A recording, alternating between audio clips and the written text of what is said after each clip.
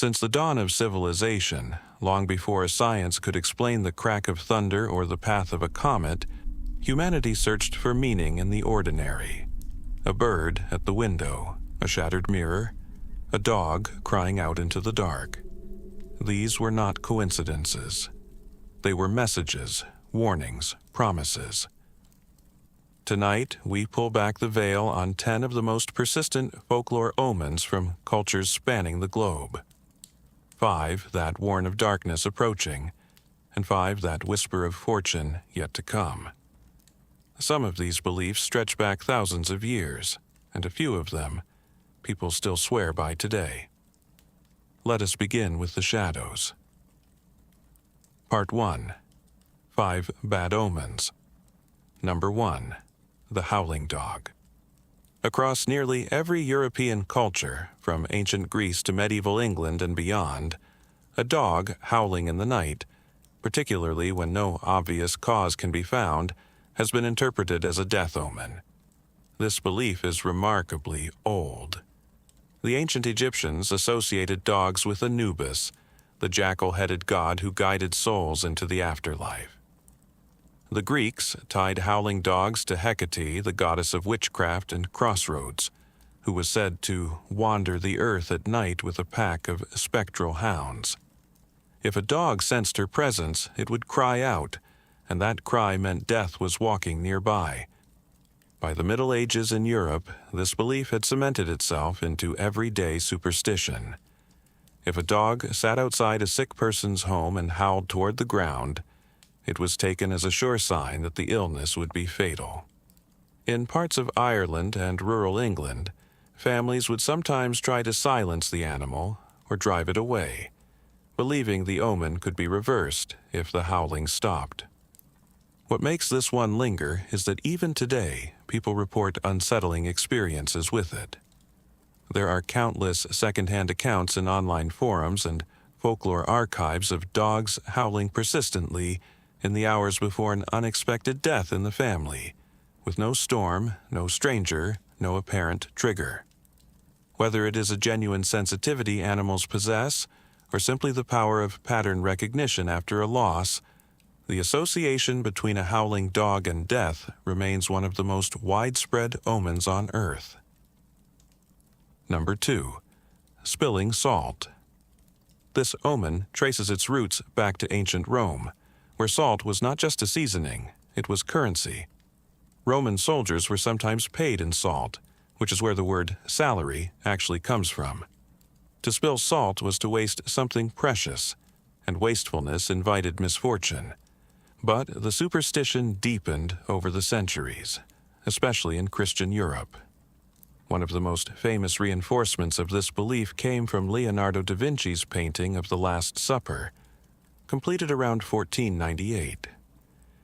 In the painting, Judas Iscariot is depicted with an overturned salt cellar near his elbow. Whether da Vinci intended this as a symbol, or was simply reflecting a superstition already well established by his time is debated, but the image burned the association into Western culture. Spilled salt became linked not just with bad luck, but with betrayal and the presence of evil. The counter-ritual most people know, throwing a pinch of the spilled salt over your left shoulder, also has old roots. The left side was traditionally associated with the sinister, the word sinister itself coming from the Latin for left. The idea was that the devil lurked behind you on your left, and by throwing salt into his eyes you could blind him and undo the curse. This remedy has been documented in European folk practice since at least the 16th century, and is still performed almost reflexively by people who might not even consider themselves superstitious. Number 3. The number 4. In China, Japan, Korea, and parts of Southeast Asia, the number 4 carries an almost physical weight of dread. The reason is linguistic. In Mandarin Chinese, the word for 4, si, is nearly identical in pronunciation to the word for death. The same phonetic overlap exists in Japanese, where shi means both 4 and death, and in Korean, where the word sa carries the same double meaning. This isn't a quaint old belief that faded with modernization. It is actively shaping architecture and commerce right now. Many hospitals in China and Japan skip the 4th floor entirely, jumping from 3 to 5 in their elevator panels, similar to how some Western buildings omit the 13th floor. In Hong Kong and other major cities, buildings have been documented skipping every floor that contains the digit 4. That means no 4th floor, no 14th, no 24th, no 40th. Some high-rises effectively lose dozens of floors to this practice. Phone numbers and license plates containing the number 4 sell for significantly less. Gift-giving etiquette in these cultures strongly discourages sets of 4. The phenomenon is so well documented that it has its own name, tetraphobia. And it is not fading. Recent surveys in East Asian countries show that younger generations, while perhaps less spiritually committed to the belief, still avoid the number 4 when choosing apartments, phone numbers, and wedding dates. The omen has become culture. Number 4. The inverted broom. In Brazil, a broom placed upside down behind a door, with its bristles pointing upward, is a well-known omen of misfortune. The origins of this superstition are rooted in a blend of African, indigenous, and Portuguese folk traditions that merged during Brazil's colonial period, roughly from the 16th century onward. In many Afro-Brazilian spiritual traditions, the broom holds symbolic power as a tool of cleansing, not just of dirt, but of negative energy. To invert it is to invert its purpose, to turn protection into invitation. The upside-down broom is said to call unwanted visitors to your door, and not just the humankind. In some regional variations, the inverted broom attracts bad spirits or signals to the spirit world that the home is unguarded. There is a related and more intentional use of the broom in Brazilian folk practice. If you want an overstaying guest to leave, you place a broom upside down behind the door of the room they are in, and tradition says they will suddenly feel compelled to go. This more playful version of the superstition is widely known and still practiced with a wink in many Brazilian households today. Number 5. The Death's Head Hawk Moth. Few creatures in the natural world look as ominous as the Death's Head Hawk Moth. The moth, belonging to the genus Acherontia, carries a pattern on its thorax that unmistakably resembles a human skull. Its very scientific name references the Acheron, one of the rivers of the underworld in Greek mythology. Superstitions around this moth have been documented across Europe since at least the 18th century. In parts of England, France, and Eastern Europe, the appearance of a death's head hawk moth inside a home was considered a nearly certain sign that someone in the household would soon die.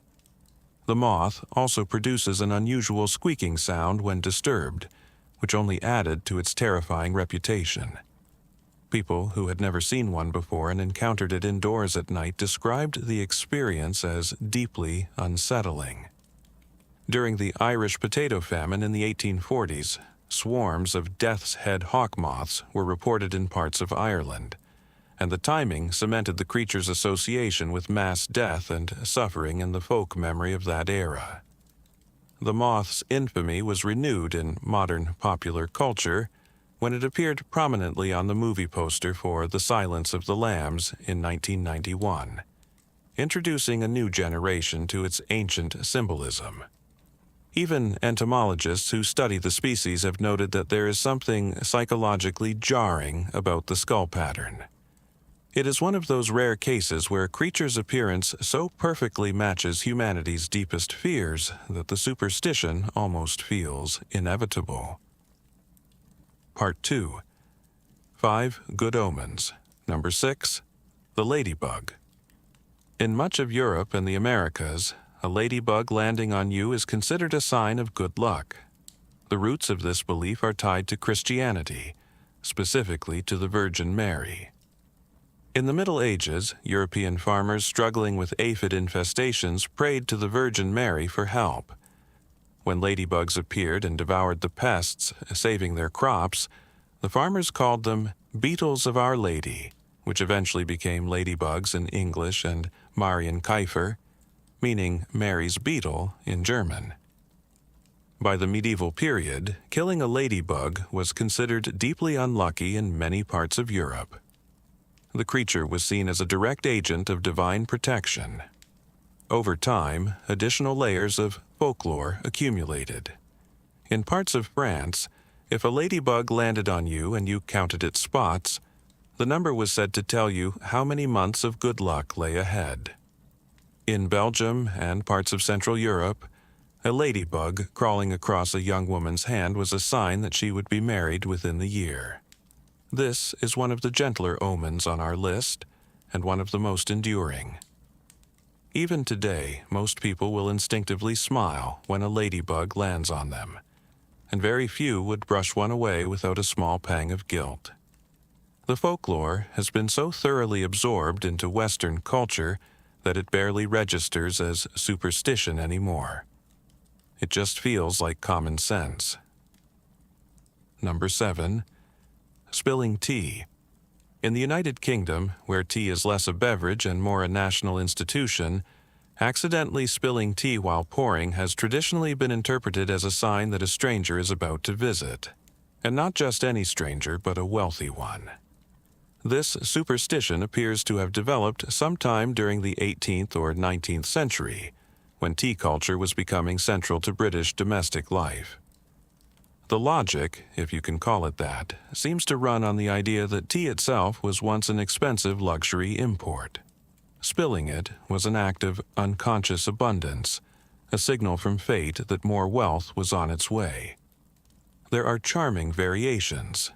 If bubbles appeared on the surface of your tea, money was supposedly coming. If a tea stalk floated upright in your cup, a tall stranger was approaching. The entire ecosystem of tea leaf reading, known as tasseography, grew out of this same period, turning the simple act of drinking tea into an elaborate divination practice. While most modern Britons would laugh at the idea, the superstition survives in the background of the culture. Grandmothers still mention it. It shows up in cozy mystery novels and period dramas. And if you have ever spilled tea in an English kitchen and had someone say, "Oh, you will be coming into money," you have witnessed a folk belief that has quietly persisted for over 200 years. Number 8. An itchy right palm. The belief that an itch on your right palm signals incoming money is one of the most geographically widespread folk omens in existence. Versions of it appear in European, Middle Eastern, South Asian, and African cultures, each with their own specific rules. The European version is perhaps the most commonly cited. An itch on the right hand means money coming in. An itch on the left means money going out. This distinction mirrors the ancient symbolic division of right as fortunate and left as unlucky, a framework that runs through nearly every Indo-European culture.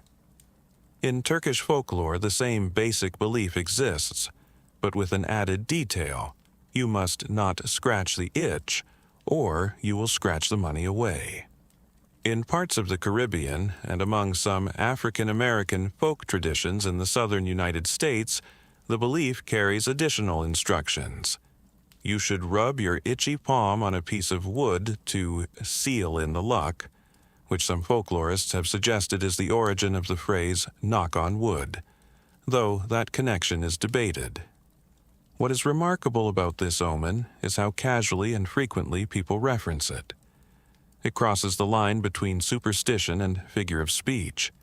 Someone whose palm itches will joke about buying a lottery ticket, and occasionally someone will insist it actually worked. The belief is light, portable, and requires nothing of you except to notice a sensation you were going to notice anyway. That may be why it has survived so effortlessly across centuries and continents. Number 9. Seeing a rainbow.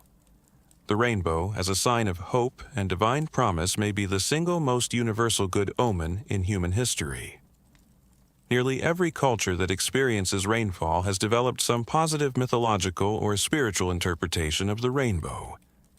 In the Judeo-Christian tradition, the rainbow's meaning is explicitly stated in the book of Genesis, where God places a rainbow in the sky after the great flood as a covenant with Noah, a promise that the world will never again be destroyed by water. This text dates back roughly 3,000 years, and its influence on Western culture is immense. But the rainbow's positive symbolism predates and extends far beyond that single source. In ancient Greek mythology, the rainbow was the path of Iris, the messenger goddess who carried communications between the gods and humanity. In Norse mythology, the Bifrost was a burning rainbow bridge connecting Midgard, the world of humans, to Asgard, the realm of the gods. Among many indigenous Australian cultures, the rainbow serpent is one of the most important creator beings in the Dreamtime, associated with water, fertility, and life itself. In Navajo tradition, the rainbow is regarded as a protective guardian. The scientific explanation, sunlight refracting through water droplets, has been understood since Isaac Newton's work in the 17th century. But knowing how a rainbow forms has done absolutely nothing to diminish its emotional power. People still stop and stare, they still point, they still take it as a sign, however privately, that something is going to be all right. Few omens have proven this resilient to the age of reason. Number 10. A cricket in the house. Finding a cricket in your home is considered powerfully good luck in both Chinese and Native American traditions, two cultures separated by an ocean and thousands of years of independent development, which makes the parallel all the more striking. In China, the tradition of keeping crickets dates back over 2,000 years to the Tang dynasty, and possibly earlier. Crickets were kept in small cages for their song, which was believed to bring peace and good fortune to the household. During the Song dynasty, cricket fighting became a popular pastime among the Chinese aristocracy, but the underlying belief in the cricket as a lucky creature persisted across all social classes. A cricket that entered your home voluntarily, without being captured, was considered an especially potent omen of prosperity and protection. In many Native American traditions, the cricket holds a similarly honored place. Among the Cherokee, crickets were associated with good luck, and their chirping was considered a sign of approaching rain, which meant healthy crops. Harming a cricket inside the home was strongly discouraged, as it was believed to invite misfortune. In parts of Europe, particularly in England and Italy, a cricket on the hearth carried the same positive meaning, a guardian presence that brought warmth and protection. Charles Dickens used this association as the foundation for his 1845 novella, The Cricket on the Hearth, which was enormously popular in Victorian England. The convergence of this belief across unconnected cultures suggests something deeper than coincidence. There may be something about the cricket's persistent rhythmic song in a quiet home at night that universally registers to the human mind as safety, as presence, as the sound of a house that is watched over. So there they are, 10 omens, 10 threads in a web of belief that stretches across every continent and back through millennia. Some are rooted in language, some in religion, some in nothing more than the strange, stubborn human need to find meaning in the ordinary. The question is not really whether any of them are true. The question is why, after all this time, we still want them to be. If any of these sent a chill down your spine or made you think of something your grandmother once told you, drop it in the comments. I want to hear it. This has been Through Julian Glass. If you are new here, consider subscribing, and I will see you in the next one.